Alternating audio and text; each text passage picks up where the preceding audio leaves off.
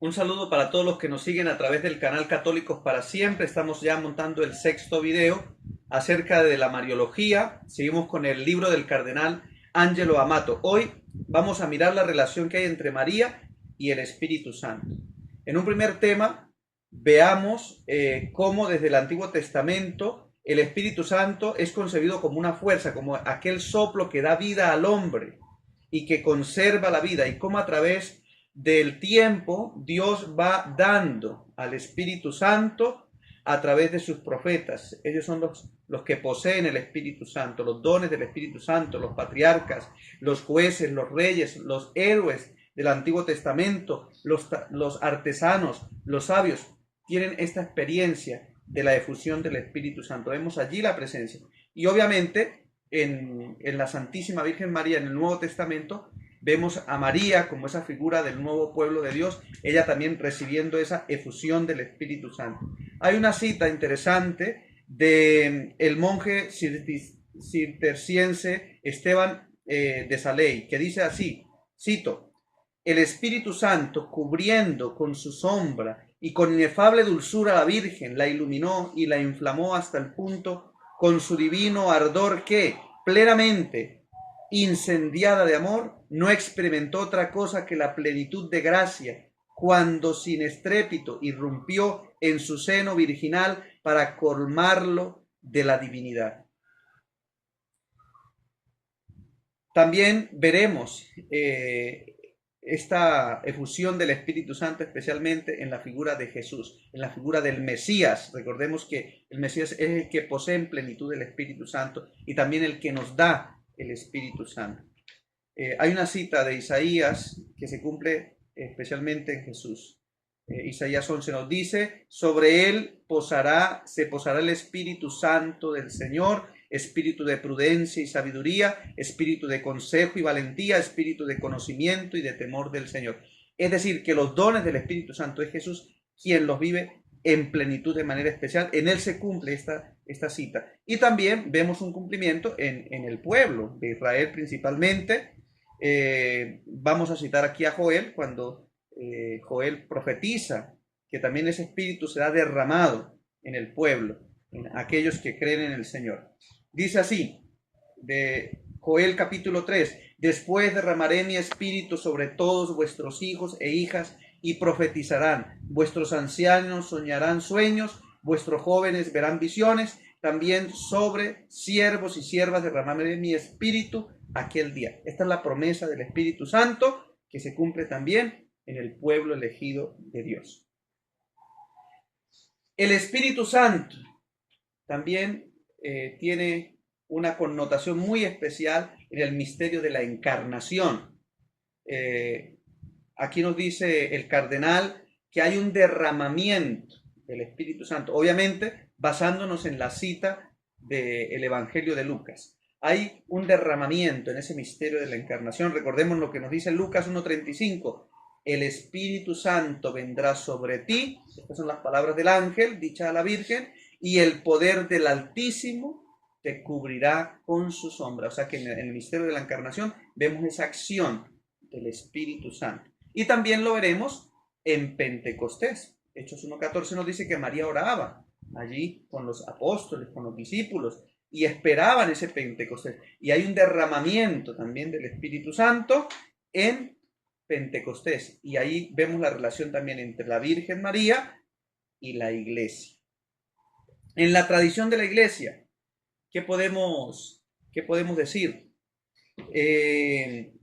Miremos lo que nos dicen muchos santos, los padres de la Iglesia, por ejemplo San Ambrosio. Escuchemos estas palabras: María era templo de Dios, no Dios del templo. Por eso ha de ser adorado solo el que actuaba en el templo. María es ese templo, ese sagrario de Dios, ese templo de Dios, como también lo somos nosotros, como lo dice también el apóstol San Pablo. El Papa León Magno nos dice acerca de la relación entre María y el Espíritu Santo: de aquel mismo Espíritu del que nació Cristo en las entrañas de la Madre Inmaculada, nace también el cristiano en el seno de la Santa Iglesia. Qué hermosas palabras también. Santo Tomás, hablando de esta relación, dice que la concepción debe atribuirse al Espíritu Santo. Esto es algo muy interesante. ¿Por qué? Él da 3 razones, pero yo cito solamente una. Dice el Aquinate, la encarnación es un don de la gracia, y la gracia es un don celeste cuya autoría se suele atribuir al Espíritu Santo. Por eso se debe entender que la concepción se atribuye también al Espíritu Santo. Y al respecto, San Francisco va a llamar a la Virgen esposa del Espíritu Santo. Este título no es muy común en los primeros siglos, pero ya luego, después de San Francisco, se va a usar por muchos santos. Algunos discrepan de decir que María es la esposa del Espíritu Santo. Algunos dicen que no, que es la esposa del Padre. Bueno, es una cuestión ahí terminológica y teológica que habría que profundizar, pero así lo dice San Francisco. Es importante, ¿no? Y luego también se va a hacer énfasis, sobre todo también en el concilio, que María es sagrario o es santuario, tabernáculo del Espíritu Santo. En esta continuidad nos presenta el libro que María es también una nueva criatura. ¿En qué sentido? Recordemos aquella expresión de el Antiguo Testamento que dice: envía tu Espíritu, Señor, y renovarás la faz de la tierra. Pues precisamente la primera en ser renovada, esa nueva criatura, es la Santísima Virgen María. Ella es el sagrario del Espíritu Santo, nos dice el Concilio Vaticano II en la Lumen Gentium, numeral 53, porque en ella inhabita el Espíritu Santo de manera singular y especial e incluso superior a cualquier otra criatura. La Lumen Gentium número 56 nos dice que María es nueva criatura por el Espíritu Santo, la Madre de Dios, totalmente santa, inmune de toda mancha de pecado, como plasmada y hecha una nueva criatura por el Espíritu Santo. Y finalmente, nos dice también la Lumen Gentium número 53, que María es tipo y ejemplo acabadísimo de la Iglesia. Bueno, a mí me gusta utilizar más la palabra modelo de la Iglesia, más que figura. María es modelo de la Iglesia, porque ese ejemplo que la Iglesia está llamado a seguir.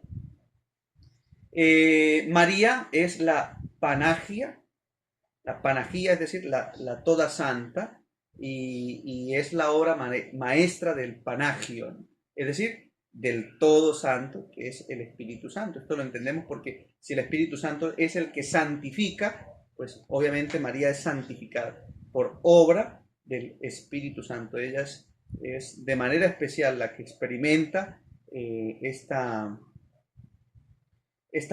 obra santificadora del Espíritu Santo. También nos dice el cardenal que María es el alma de la Iglesia. ¿En qué sentido? Ya lo decía, María es modelo de la Iglesia. María es ese modelo que la Iglesia debe seguir. Es como esa alma, es que anima a la Iglesia. Dirá el autor que esta afirmación se fundamenta en el fiat de María.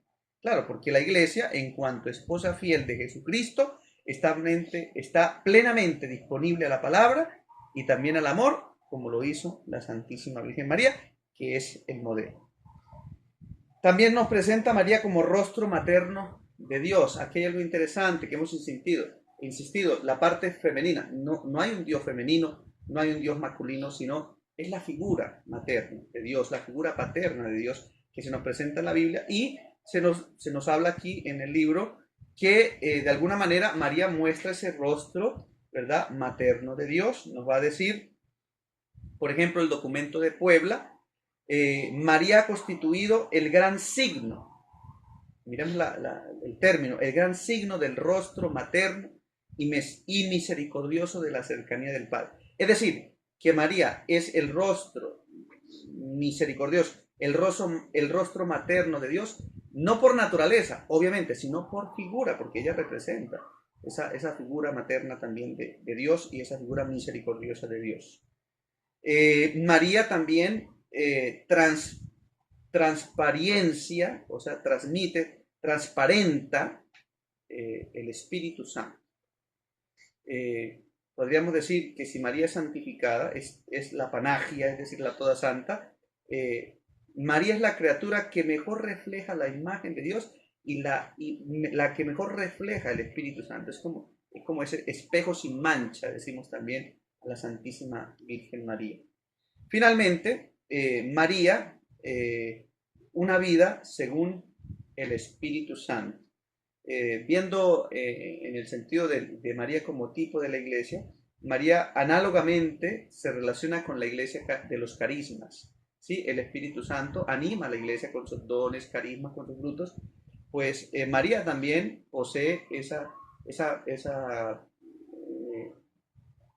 ese ánimo, ese espíritu carismático, en el sentido de que ella está dotada de todos los dones, de todos los frutos y de todos los carismas que ha recibido por esa relación que tiene tan íntima con el Espíritu Santo.